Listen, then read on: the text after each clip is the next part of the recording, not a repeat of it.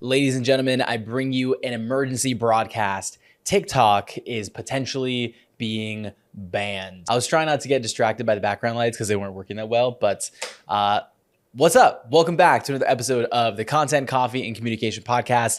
This is going to be a very impromptu episode because it's late at night. Got the news yesterday that TikTok was potentially being banned. I wanted to put together a quick episode for you guys and just really kind of break down overall what we know, and then some of the things that you can take in terms of next steps to make sure you are ready in case TikTok does get banned. Now, full disclosure, full disclaimer, I guess at the beginning of this episode, number one is I'm not going to get too deep into like the political aspect of it. Like obviously it has to do with laws and bills and voting and Congress and the House of Representatives and the Senate, but I'm not going to go too deep into the political side. I'm going to explain as much as I need to. And then again, go through a couple of things that I would recommend that if you are a business owner, if you're a creator, if you are an influencer, someone that relies on social media for your well-being, or you want it to in the future, then I'm going to give you some tips of what you need to do to get ahead of all of this. And then I'm also going to tell you guys a story on how I put all my eggs in one basket. This was like 9-10 years ago in the Snapchat days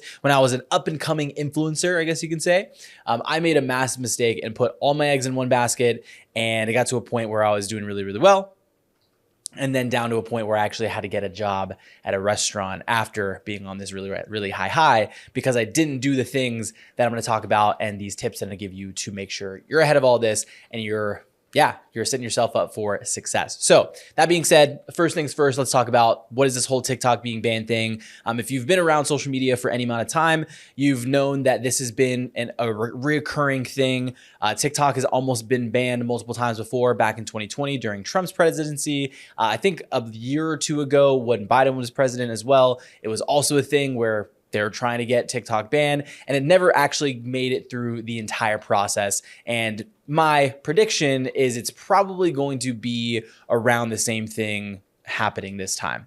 So if you don't know, and my iPad's about to die here, so we've got to get through this episode. If you don't know, essentially there is there's a law that's attempting, or a bill, I guess technically, that is basically trying to be passed through Congress to ban TikTok. Now, there's a misconception that a lot of people have been talking about is like, oh my gosh, like they're going to delete TikTok. No, they're not deleting TikTok. It would just be banned for being used in the United States. And then really more specifically, the app stores, as well as, the app stores, and then just like web hosting services won't be able to provide the power, if you will, for TikTok to run.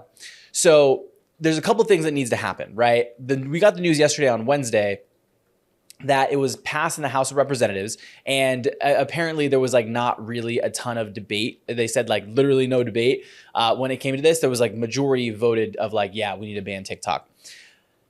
Now the next steps, of course, is it needs to go from the House of Representatives to the Senate, and now the Senate has to vote for it to continue to get passed into a law, and then President Biden will have the last say in whether it is passed or not. Now, Biden has already said, okay, if this does pass the Congress, then I'm going to, we're going to sign this into a law, but it still doesn't end there. If that does happen, then China will have, because ByteDance, right, it's owned by China. That's really the main reason why all this is going down is China owns ByteDance, which is the parent company of TikTok. And all TikTok has to do, or, the people in China, like the people that own the company, all they need to do is like flip a switch and they're like, hey, we have all the information of everybody in the United States. Everyday people, it's not really going to affect, right? That's not really what they're worried about, but they're more worried about because TikTok takes so much data in terms of IP addresses, in terms of location services, like it takes all these different things. Biometric data is like, it tracks everything. So if there's someone that is notable or someone that has, high security clearance, they could potentially get that information and pretty much track people down if they have TikTok on their phone. So that's the real main reason, is we don't want them to be able to, hey, like China at any point in time, they can be like, hey, let's just get all the information from the 170 million active users that are in the US. So House of Representatives have, voted and said, yeah, okay, let's move this forward. The Senate now has to vote. If it makes it past the Senate, of course, it goes to President Biden. He already says that he's going to pass it through.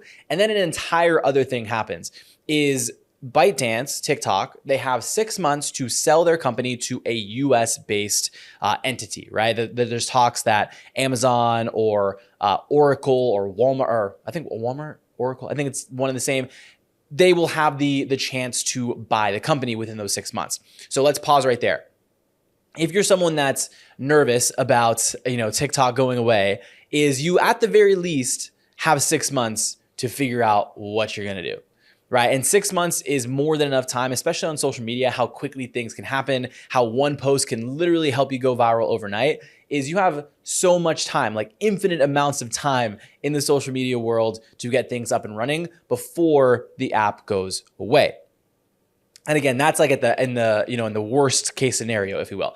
But the thing is those 6 months, it's going to be pushed back by, lawsuits, whether it's TikTok directly, trying to sue the United States or whoever they sue in that scenario, whoever they're going to sue, that's going to prolong it, right? There's also going to it could be somebody else that comes in and sues and say, hey, this is like infringing on our free speech because it's taking away this app, right? That could be another scenario. Or it could, let's say they do sue the US in this instance. What could also happen is the judge that gets that case is like, no, I don't want to deal with this, and they can throw it out.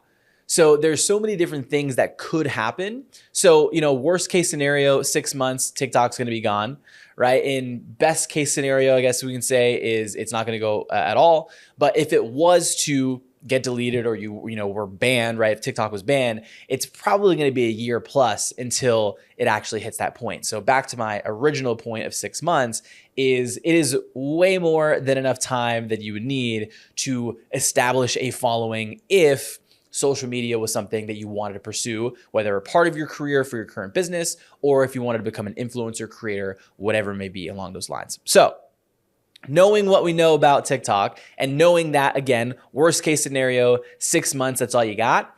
Let's jump into the 3 tips that I would say to make sure that actually, before we do that, let me just tell you the quick story of my own personal circumstances and just learn from my mistakes, right? Don't do what I did. So this is back in about 2016 when TikTok was, or 2015, 2016, not TikTok, Snapchat was like up and coming. Long story short, won't go down that whole rabbit hole, but it got to a point where I was getting 70, 80, 90,000 views every single time that I posted a story, which if you knew back then, like there was no Discover platform, like any of that stuff. I built it from a YouTube channel, then, bringing people over into Snapchat. Now, the problem is I built my entire brand around Snapchat, even on YouTube. So you could say like I was diversifying. Yes, I had YouTube and I had Snapchat, but they were both talking about the same platform. So you might be seeing where this is going. So I made a couple of videos on YouTube that went viral, and I was gaining about 160,000 subscribers in a year-long time, and I built my entire identity around I was just like the Snapchat guy.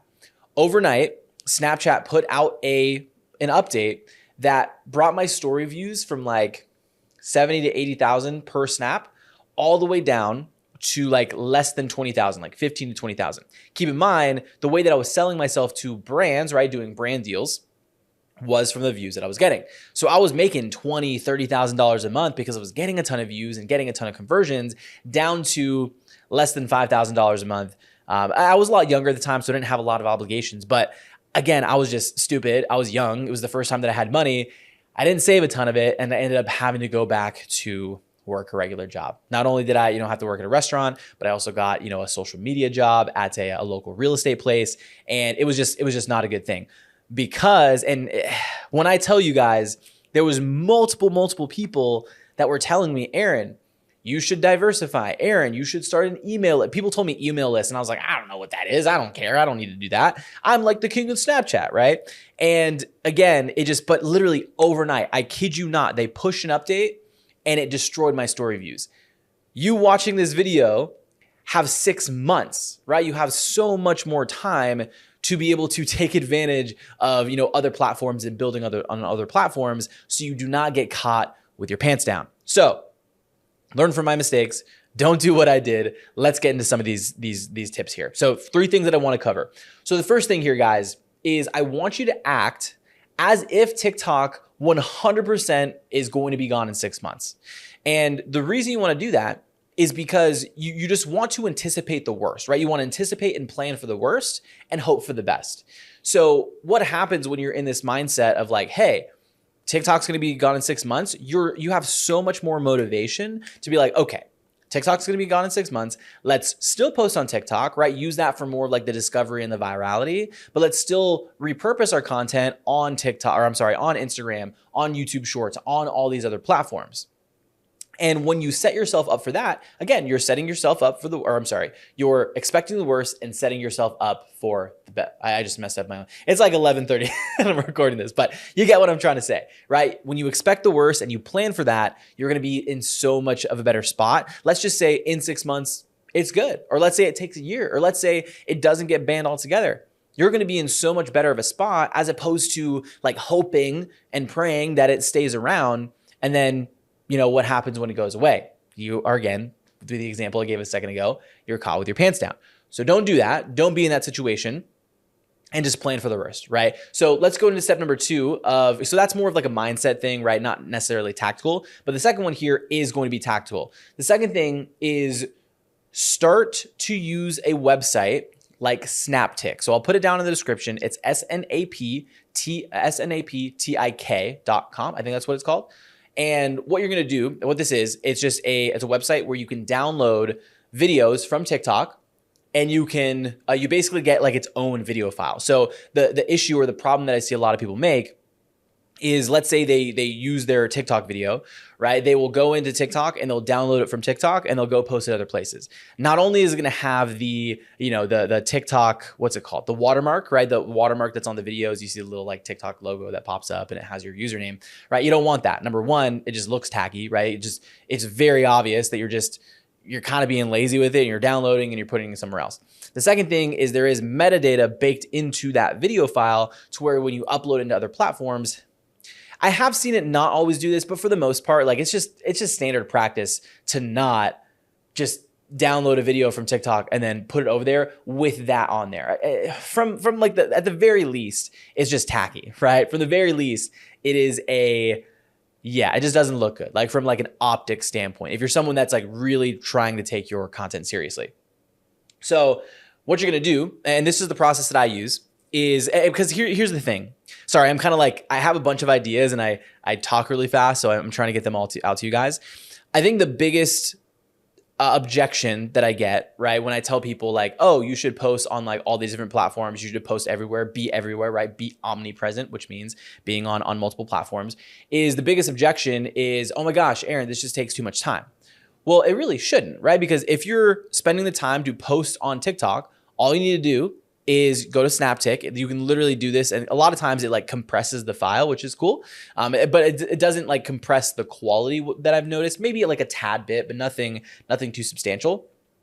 And then you download the video and then you can use the same caption, same hashtags, everything on Instagram and on YouTube. Now, YouTube is a little bit different because you will want to make a short, like I'm saying YouTube Shorts. You will want to make it a little bit shorter. You will want to make the caption a little bit shorter because it just, the way that it's done is a little bit different, right? So as long as you're keeping the caption relatively short on the other platforms, you should be good. The other thing you want to keep in mind is you want to keep all videos under 60 seconds. Now, I know there's some videos that you want to put out there that are longer. Let's say TikTok, they have the 10-minute feature is, you can talk for 10 minutes. That's great. Make a different version for a YouTube video. I mean, technically you could just upload the full version if you really wanted to, but I would just say turn it into like a long form video and then do it horizontal, kind of like I'm doing on this video. And then, I mean, you've already talked about it the first time, so it should really only take you an additional 10 minutes to record that video, right? It shouldn't be like that much more time. So again, if you really wanted to take advantage of like TikTok's long form feature, you can do that. But I would just say keep everything at 60 seconds, because if you keep it at 60 seconds, not only are you, optimizing for those shorter videos, so people with short attention spans, it just gives them more of an option or more of a chance, we'll say, to get throughout the entire video. But now you can take that same video you took from TikTok, put it on Instagram, put it on YouTube Shorts, call it a day, use the same, same caption, all that kind of stuff. And what you're doing is you're now building up these two platforms. I will say I've been using this strategy and, taking something that I'm posting on.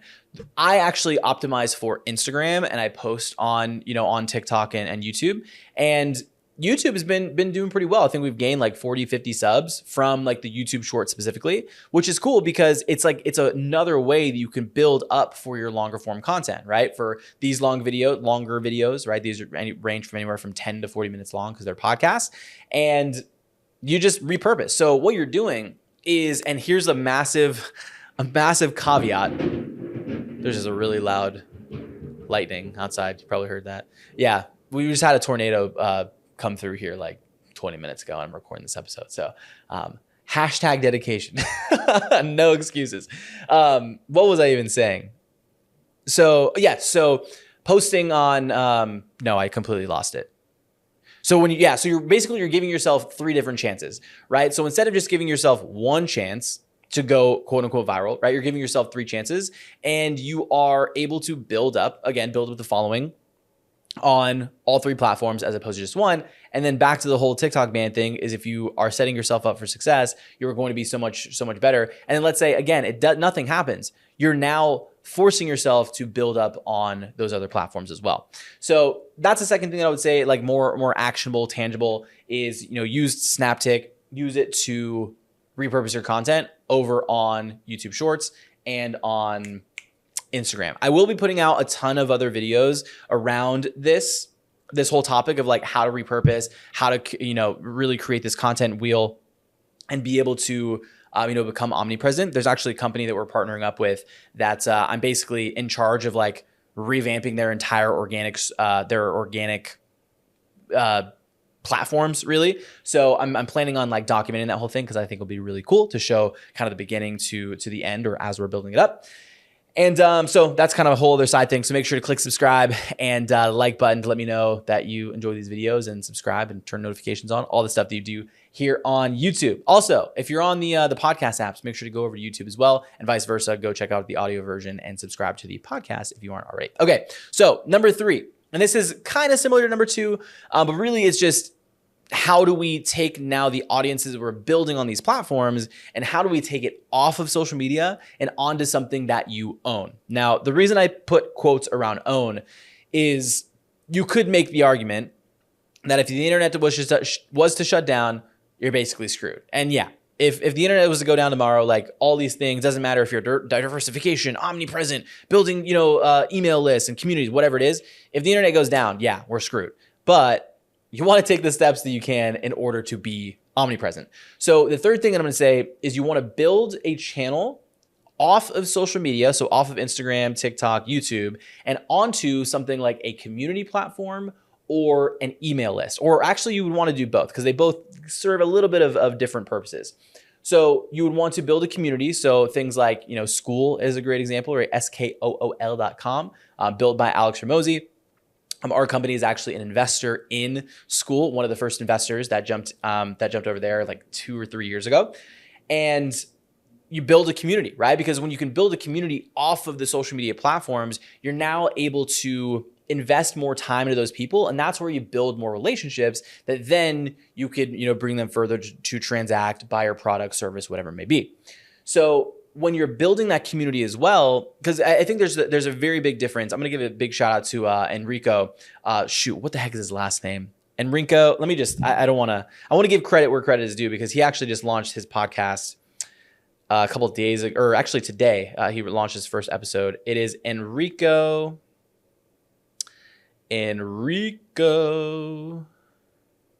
My internet is being stupid. Incarnati. Or is it Rico? Yeah, Enrico Incarnati is his name. This is his socials if you want to check it out, Rico Incarnati.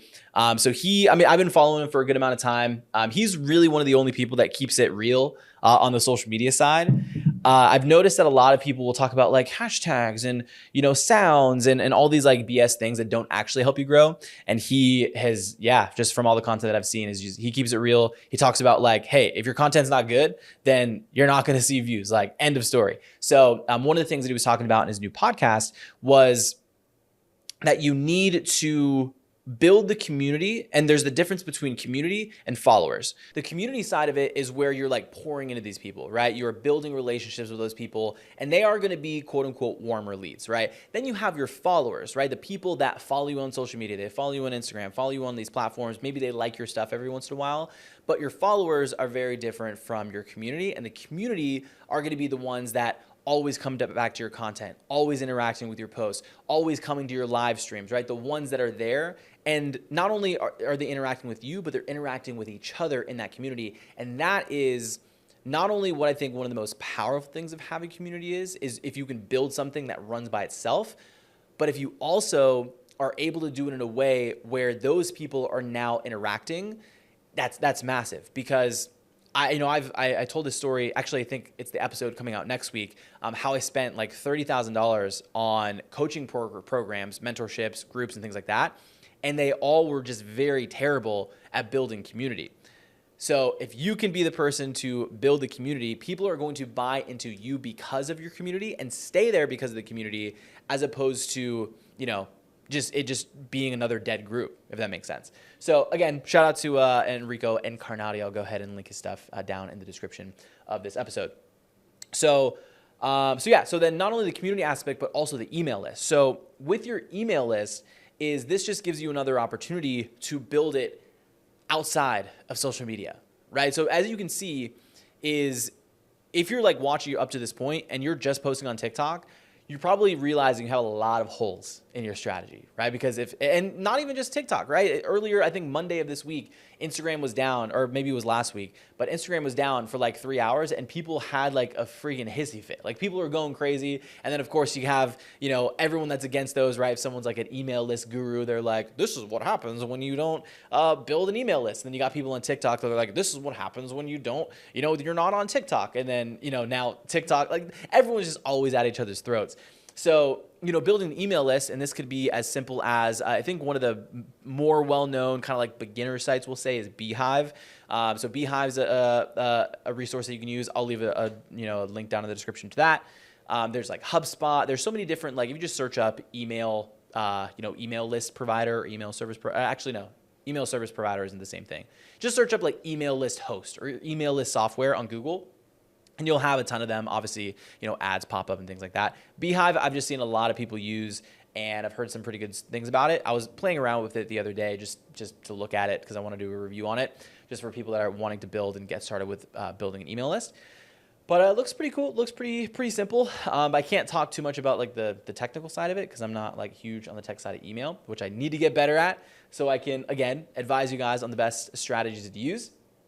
But definitely building a community, building an email list are going to be those next steps to make sure that you try to just make yourself as invincible as possible, right? As I said before, like if you are, if the internet went down for whatever reason and there's just like massive like problems with the internet, then, all this stuff's kind of useless in the first place. But you can never be too safe by, again, diversifying, becoming omnipresent, and creating a lot of these different platforms. It's why you're seeing a lot of people like that have built up a following, whether it's on TikTok, Instagram, whatever, is they're now starting to cross promote their stuff, especially understanding that it's just silly to have everything in one spot and put all your eggs in one basket, as they say. So all that being said, that's going to do it for this episode. Of course, you can go ahead and subscribe to the channel if you want to get updated, and of course, click the notification bell to get notified every single time we upload a podcast here. Also, you should be able to click the link somewhere on the screen now. It's going to bring you to another podcast episode that's going to break down a lot more about social media, branding, content, video,